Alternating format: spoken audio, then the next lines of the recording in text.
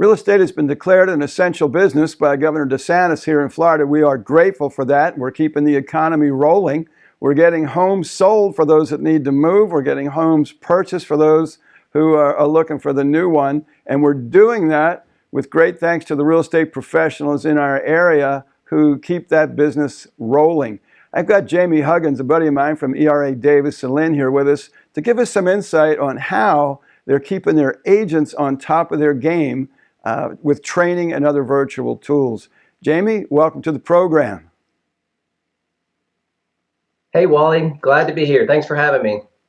Happy to have you. I know with your background as an Army officer, my background as a Navy pilot, training never ends. No matter how good we were yesterday, we got to be better tomorrow. What tools and techniques are you bringing to your agents to help them adapt in this rapidly changing situation that we're in? That's a great analogy, Wally, and certainly thank you for your service and support for the military community. We were in the process of building out a digital office system for our agents before the COVID outbreak came into play.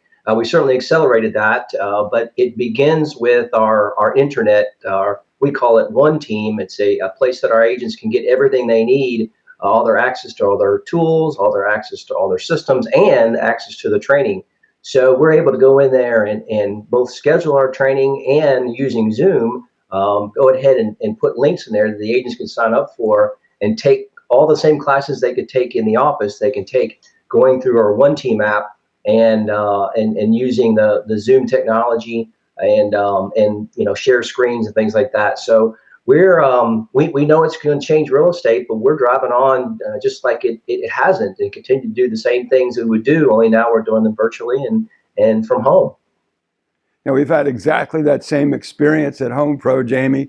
I've had people asking me, what are you doing to adapt to these changes? I said, adapt to it. We've been preparing 25 years for these changes with everything living in the cloud and how we're using Zoom and whatnot. So it's almost business as usual for us, with the exception of that respecting the social distancing requirement. But tech-wise, we're ready to roll. Jamie, let me ask you this. You're a training-focused guy. I'm a training-focused guy. Have you noticed that the agents are embracing training even more now that they can do it remotely as opposed to needing to get everyone together? I have. It's amazing. We were talking about it the other day in a sales meeting. It's amazing how distracting the real estate business can be with all the things that agents deal with on a day-to-day basis. And by being more confined now, we're really being able to sit down and schedule and watching our agents schedule out their days. And that includes jumping into these training classes. Real estate agents, real estate brokers, we're all social people as it is, and social animals, as if you will. But that need to be connected, and these training events are a great way to keep people connected. And I've actually found, using the technologies like Zoom and WebEx and things like that, it's actually almost better because you can really see people's faces and connect with them. And by being able to share screens and bring the internet into the training events, it's almost smoother sometimes. So yes, we have seen a huge uptick, of people coming into our training events.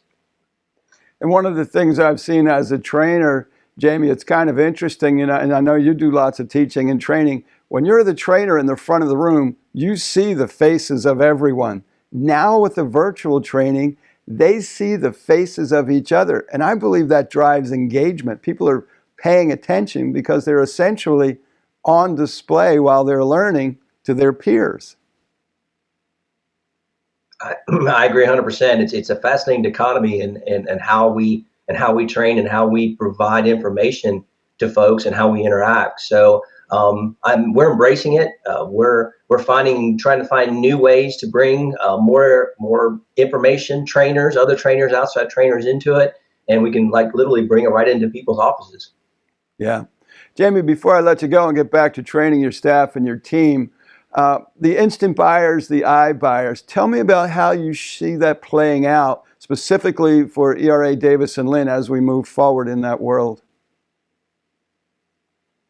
So the iBuyers in year over year, just from 2018 to 2019, had doubled the amount of purchases that they made. They went from 30,000 to 60,000 transactions and $8.7 billion in sales in 2019, and everything was indicating that they were on track to at least half of that, if not double that again in 2020. Now, obviously, the COVID outbreak has changed things. All three of the big iBuyers, the institutional buyers, and Open Door and OfferPad and Zillow Offers have paused buying.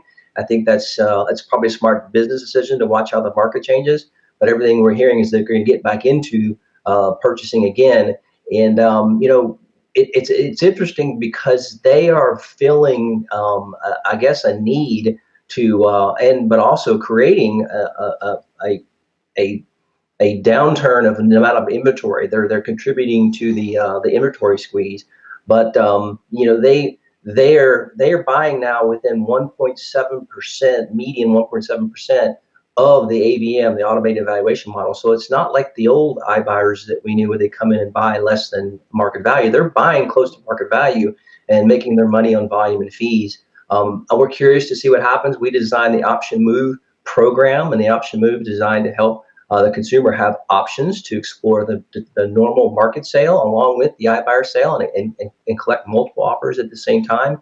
And any ERA Davis Linn agent can take the consumer through that. And we're really starting to see an uptick of folks putting their properties through the iBuyer purchase platform to see what offers they could get, even while they were putting the house on the market.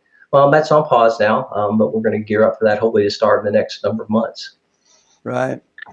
Jamie, I want to thank you for being with us. There's no doubt real estate was changing, and the COVID-19 has just been an accelerant. It is changing faster, and it's incumbent on all of us to change more rapidly than the world around us so we can come out of this smelling like a rose. I want to thank Jamie Huggins for being with us. I encourage you to reach out, have a conversation with Jamie virtually or by the telephone. Have a beautiful day.